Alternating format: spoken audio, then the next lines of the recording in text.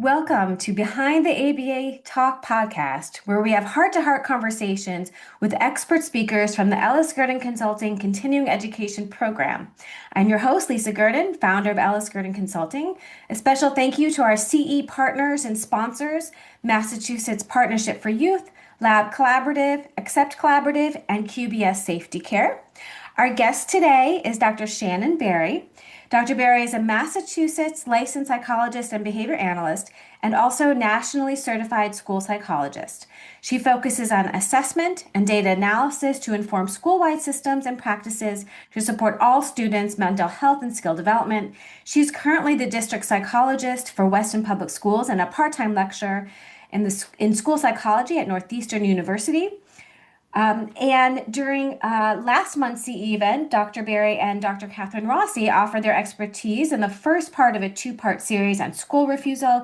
They talked about Tier 1 supports.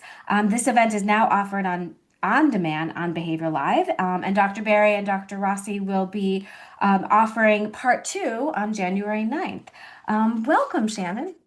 Thank you so much for having me. Yeah, so happy that you are here. And I love that you have this expertise in ABA and psychology. I think if I were to do it all over again, I would go back and do that. And can you just share your journey in the fields and how you perhaps integrate kind of both disciplines? Yeah, of course. So my journey, I'll go back like 22 years. Just briefly that I think my journey kind of started. I was working as a summer camp counselor, working with kids going into kindergarten, and I that kind of was like my beginning of saying, yes, I want to work with kids. And I've always, at that time, I was always like interested in how people behave, how people think. So as I went into college, I was really thinking like, how can I combine kids and psychology, basically? Knowing I didn't necessarily want to be a teacher, but I knew I wanted to work with kids. And so I landed on school psychology. I'll be honest, I have no idea how I landed on it. It just sort of happened, and it was great because it's definitely the field that I wanted, and that I'm in now. So I applied to school psych programs. I went to UMass Amherst, and not really knowing the depth of school psychology, I kind of just assumed it was working on mental health supports and trying to figure out how students learn and how can they be successful. But as I was there, I was working with an educational leadership professor who was doing her research on more systemic teacher collaboration and how that helps students achievement. And then at the same time, I was working with a school psych professor doing more PBIS and behavior intervention in schools.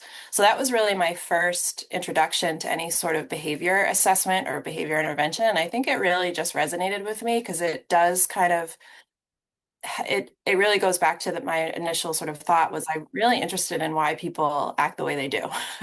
And I am definitely an observer. So looking at behavior, trying to figure out what's going on with behavior really, again, kind of resonated with me. So I combined those two worlds of educational leadership and behavior. UMass was a very behaviorally oriented program. And after I graduated, I was looking to do a postdoc, and I landed at the May Institute, which happened to be about 20 minutes from my mom's house. So I knew I'd be living with her. And I worked at the May, and I worked in their corporate office doing some more systemic behavior training. And then I spent a little bit of time as a clinical director. So I really, as the May is, I was really immersed in behavior analysis in its true form. So at that time, they said, you're here, you can get the hours, we can help you with the courses to become a BCBA. So that's kind of my journey of becoming a BCBA. I worked with them, and then I said, I really want to be more in a school. And from there, I think I just look at school psychology from a behavioral lens. And so everything I'm sort of looking at is trying to figure out, if there's a school, if there's a specific learning disability, what are the environmental conditions that that either allow students to learn reading? What are the practices that allow kids to be successful? And then I look at it again like from a mental health lens. How can teachers, how can the environment kind of support better coping? So I guess that's kind of how I meld the two worlds.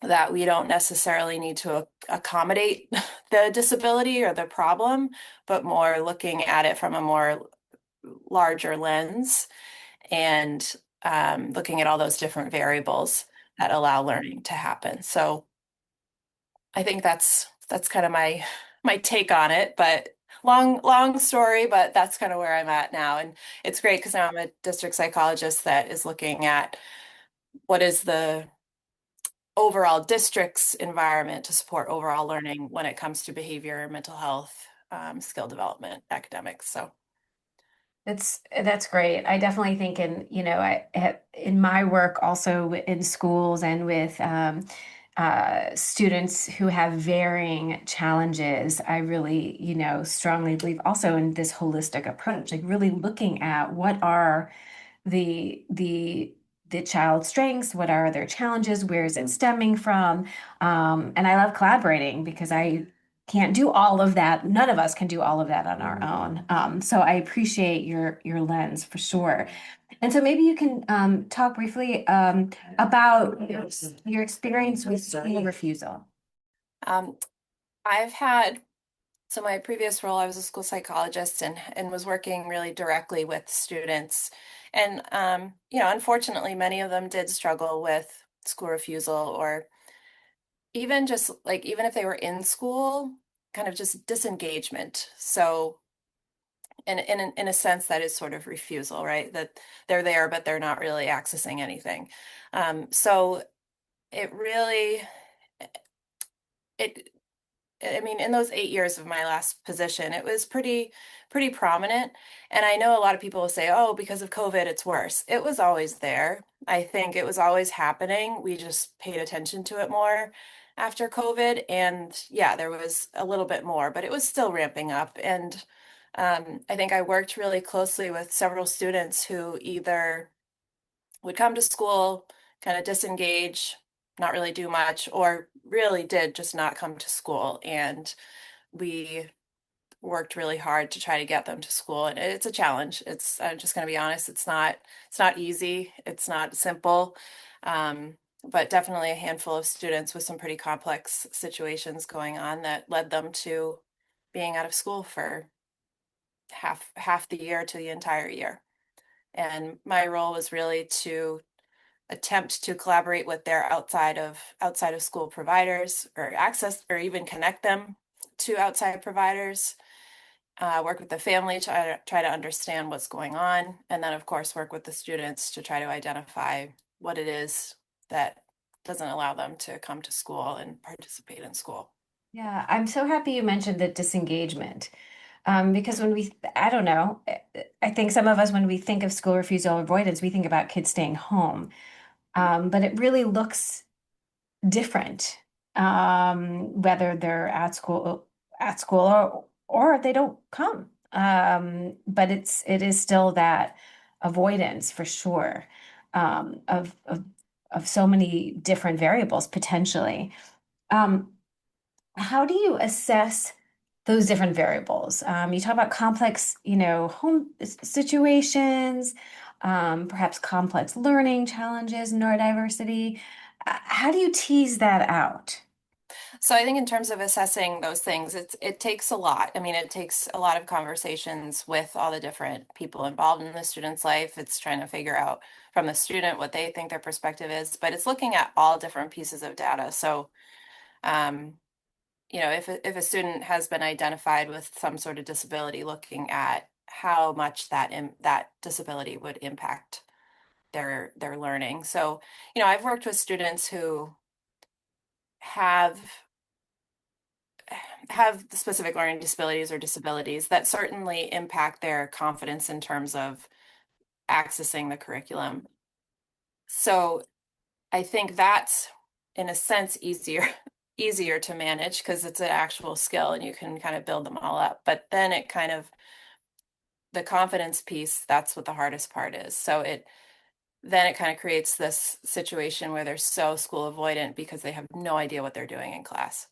Um, so there's that piece, and then there's other situations where the student has life circumstances that have been building and building, and it's gotten to a point now where it's just too much to manage. So I'm thinking of a student I worked with who had some trauma in his family, that there was death early on, and my hypothesis was that wasn't managed when it could have been. And it's now that he's in adolescence, it became so overwhelming that it felt safer to be at home. And there was a family dynamic there that sort of enabled or accommodated that sort of behavior rather than building the skills um, to get there. And that's easier said than done. um, so it's looking at all the different variables and looking to see which one is most impactful or most coming up in their conversations or in their day to day. And perhaps that's the one you really spend your most on, but of course, supporting the other variables as well. Yeah, I so appreciate your approach to finding what is most impactful at that moment and focusing there, and then kind of seeing, focusing on, it's kind of like unpeeling peeling an onion, right? Like you like kind of take apart and you start with the most difficult and or the most impactful, maybe not the most difficult, because sometimes you can't even tackle some of those. They're much harder. So finding your in and all of that. So I really appreciate that. How do you handle school refusal cases that oftentimes take a long time to see any progress? Sometimes it's two steps forward, one step back. Sometimes, it is just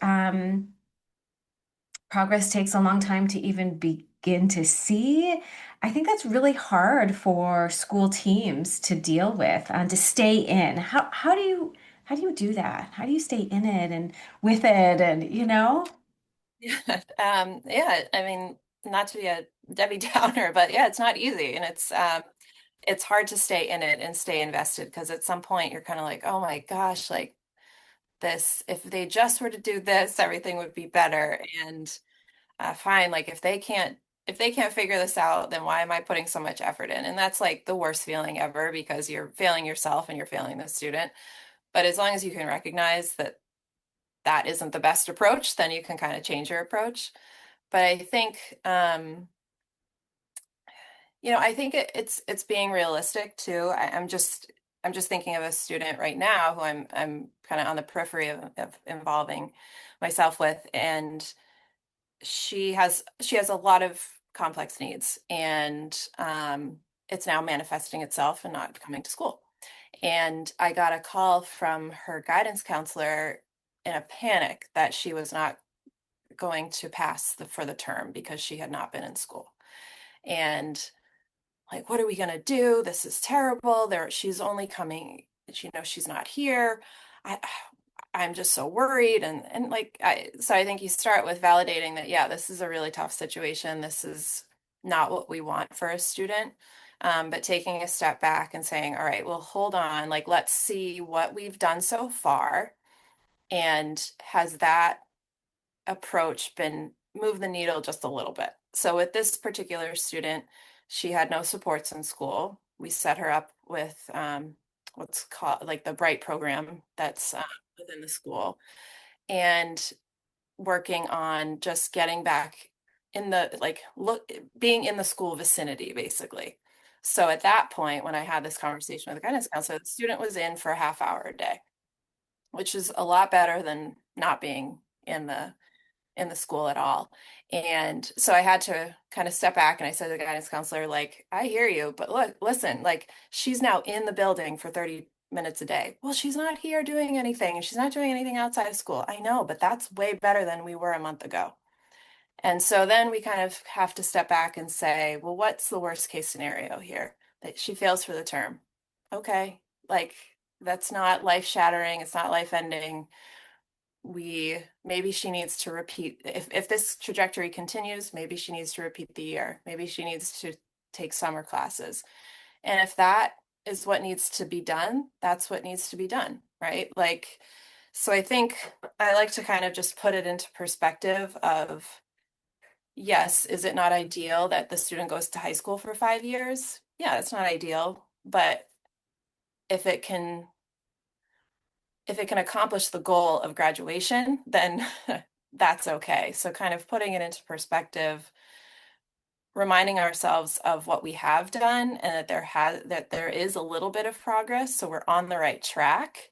And if we need to adjust that track a little bit, that's okay, because that's maybe what the student needs, rather than just putting up our hands and saying, "Ugh, they're just going to fail, too bad." Yeah, I really appreciate that. And I think it's keeping that short term where you are right now and that next goal, that next, step along with the long term. And I love that perspective that you have. That's so important. And it's easy to lose when you're just like in the, well, you're just here half a day, not doing anything.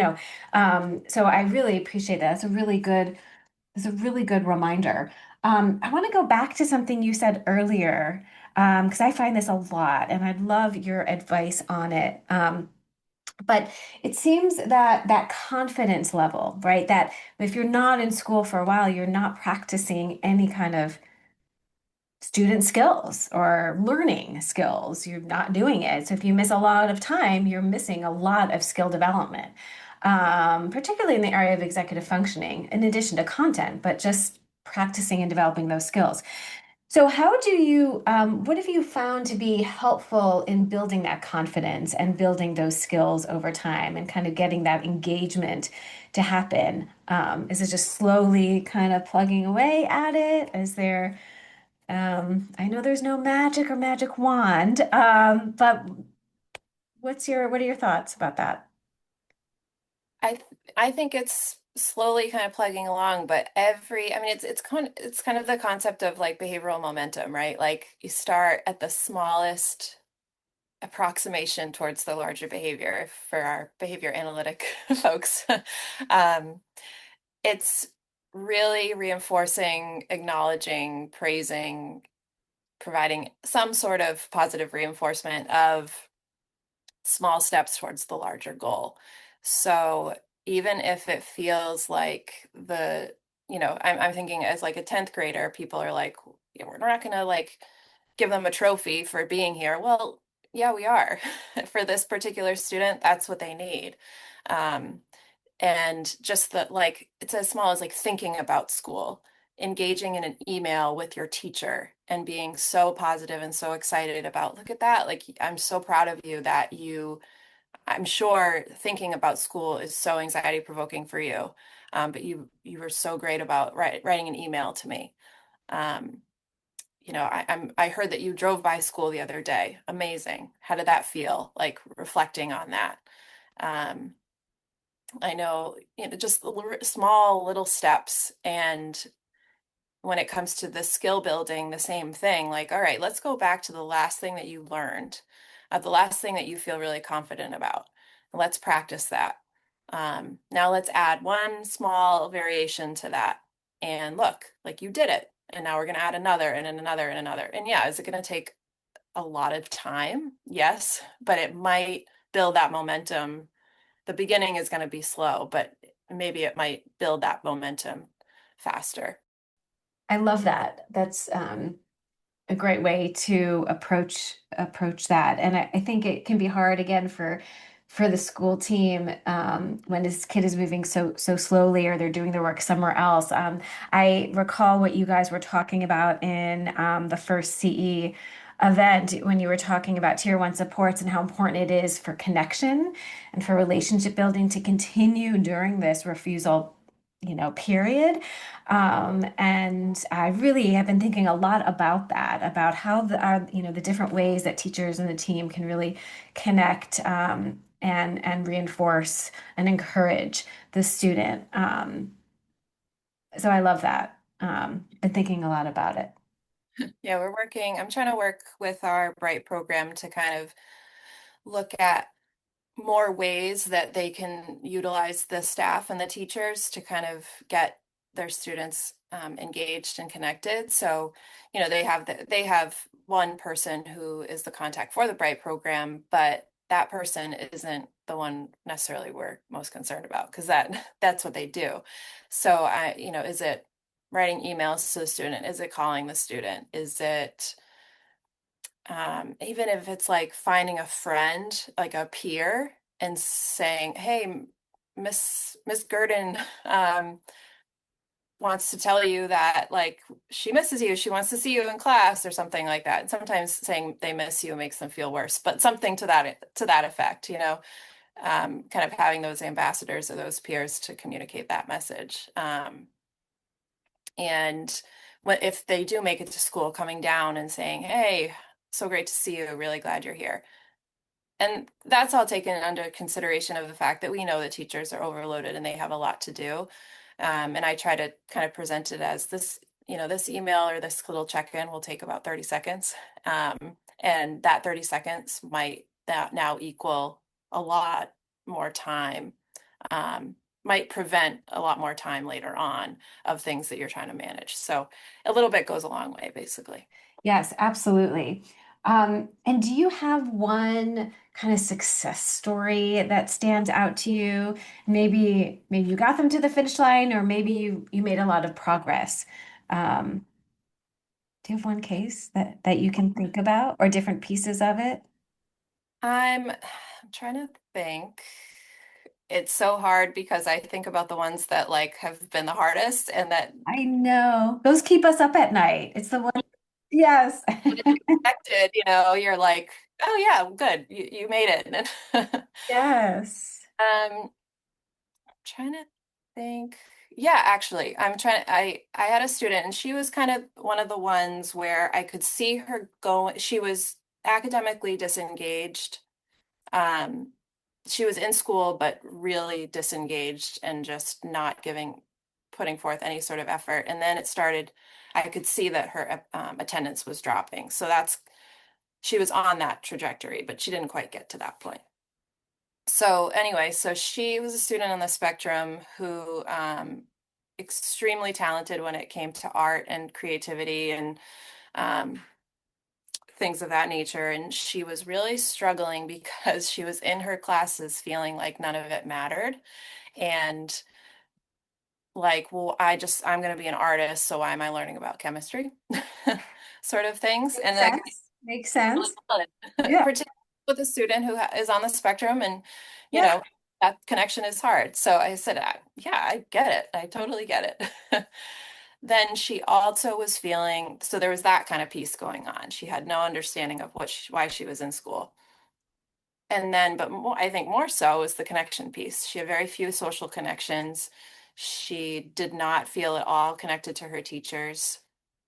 Um, and she really started to have a tough time. And, when she was in class, she wouldn't really do much. And then if she really was worked up, she would come and see me and spend hours in my office, which also is like a disengagement sort of thing.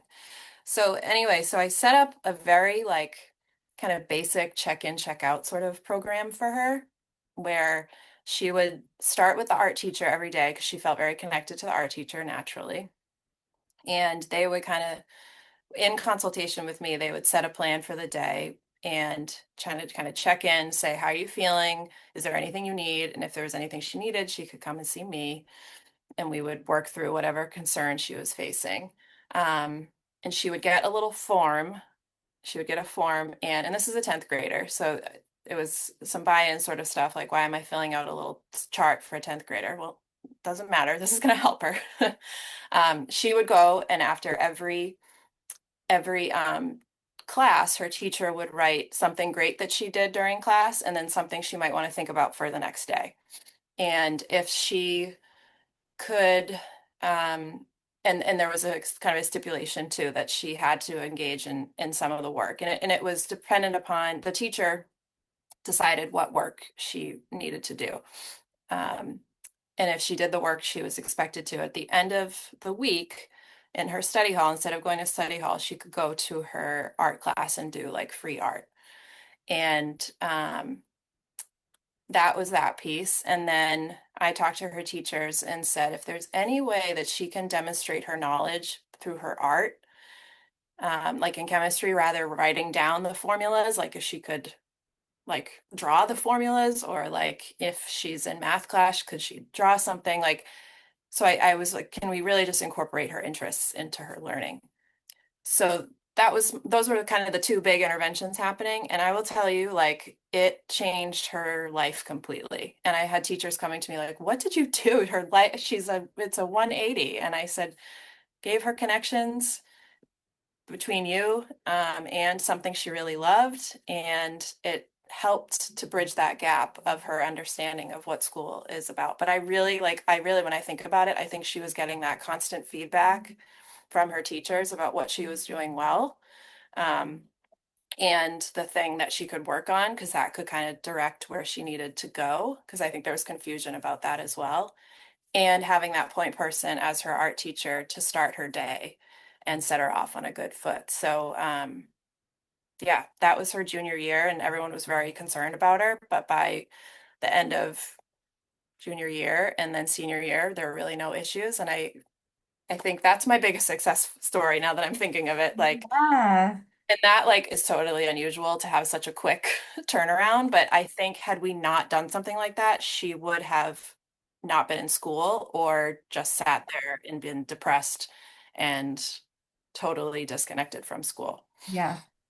That's amazing. And that can happen slow burn or overnight sometimes where they've just reached their capacity and they've had enough. I really appreciate all of those interventions. That's amazing. Really, really awesome. I think we have to remember those successes, Yeah, because we live so much in the cases that are so challenging and the ones that we're having difficulty with. They keep us up at night. We think about them. But I think we have to work on remembering our successes too. for sure. So you have another CE event, part two, and School Refusal with Dr. Rossi coming up on January 9th. What can we expect to learn in that in part two? Part one, you were talking more about tier one supports, and part two, tier two and tier three. So can you give us a little teaser of what we can expect? Yeah, so I think tier one was kind of setting the stage, setting the foundation of these are good practices for anybody.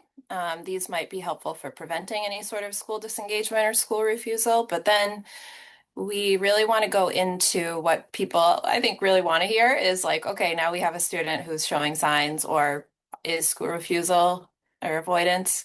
Now what do we do? So the tier two kind of piece in my mind is one of kind of what I just described was one of these students that is showing some risk of student of school avoidance disengagement. So what are some sort of like low tech, high reward interventions or supports that we could put in place? And then also low tech, high reward assessment practices, that can look at, well, how at risk are they? Or like, what is the function of the behavior? Because at that point, we do want to look at function.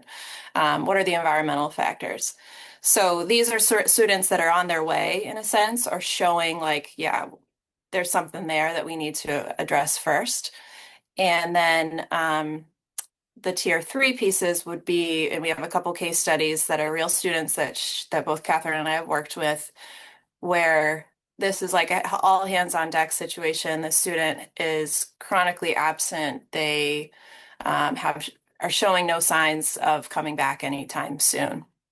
So I think with that, we're really going to focus on how do we work with parents to understand and support the student at home. So understand what school refusal is and what their role is in either kind of allowing it to happen and also allowing it not to happen and try to help that. So working with parents and families, also working with outside providers, um, whether it be, a counselor or maybe they have an outside behavior analyst or a therapist, anything to that effect. And then we also kind of want to look at some of the teacher behavior too, and how teachers can be big supporters in this whole process. So we have a couple case studies that will kind of go through what we learned went well and what we learned did not go well, and some thoughts on how to really dig deep into the assessment piece of why the student is showing the signs of is school refusal. Um, how do we intervene? And then how do you look, I think, also reflect on your own practice to say what could have gone better or what went well, and we're going to try this again. But every kid is different. Every student is individual, and that's really where the tier 3 comes in, is you really have to look at it just from a um, case studies sort of approach. Well, I can't Yeah. wait. I'm so excited to learn more from both you and Catherine. You have so much experience and so much to share. And I really appreciate you doing the two-part series. And thank you for being here on Behind the ABA podcast. I really appreciate. It's fun to think about what I've been doing the last Yeah, 10 or 15. right? Yeah. Everyone needs the opportunity to reflect a little bit. Absolutely, absolutely. Well, thank you so much for being here. And be sure to join us for Dr. Barry's upcoming CE event, School Refusal Part 2, targeted Tier 2 and Tier 3 supports for school refusal and avoidance, also presenting with Dr. Catherine Rossi. And this is January at noon. If you miss it, no worries. You can always watch it in our CEUs live or on demand. You can go to www.LSGurdinConsulting.com to learn more about these meaningful continuing education events. Thank you again to our CE partners and sponsors, Massachusetts Partnership for Youth, Lab Collaborative, Accept Collaborative, and QBS Safety Care. And a special thank you to my podcast producer, Cole Asher Selznick. See you next time.